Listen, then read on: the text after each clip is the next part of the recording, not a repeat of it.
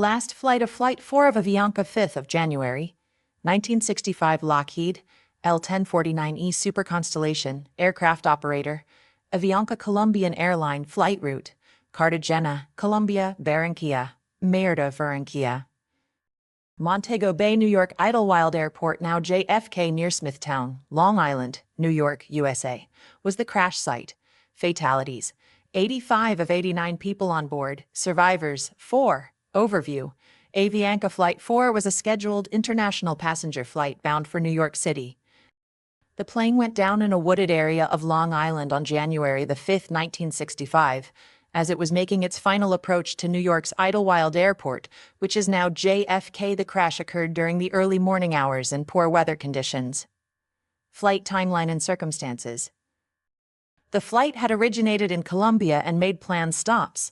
En route upon nearing New York, the aircraft was placed in a holding pattern due to heavy traffic and poor weather, light freezing rain, low ceiling and visibility.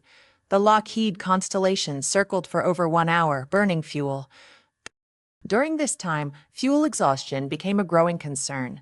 The pilots reportedly did not declare an emergency or inform controllers of the critical fuel situation until it was too late. Eventually, both engines on one wing failed due to fuel starvation. The aircraft lost altitude rapidly and crashed about 20 miles east of the airport near Smithtown, New York crash site. The plane hit a field and then skidded into a wooded area. It broke apart on impact and caught fire. Of the 89 people aboard, 85 were killed, including all crew members and most passengers. Although 4 passengers were critically injured, they managed to survive. Probable cause based on the findings of the investigators: the crash was attributed to FA1, fuel exhaustion due to prolonged holding patterns without sufficient fuel planning. 2. Failure of the crew to declare an emergency or request a priority landing despite knowing they were running low on fuel. 3. Poor communication and decision-making in the cockpit. 4. Adverse weather conditions and congestion that complicated the approach. Aftermath and legacy: the crash raised serious concerns about fuel management procedures and pilot communication protocols.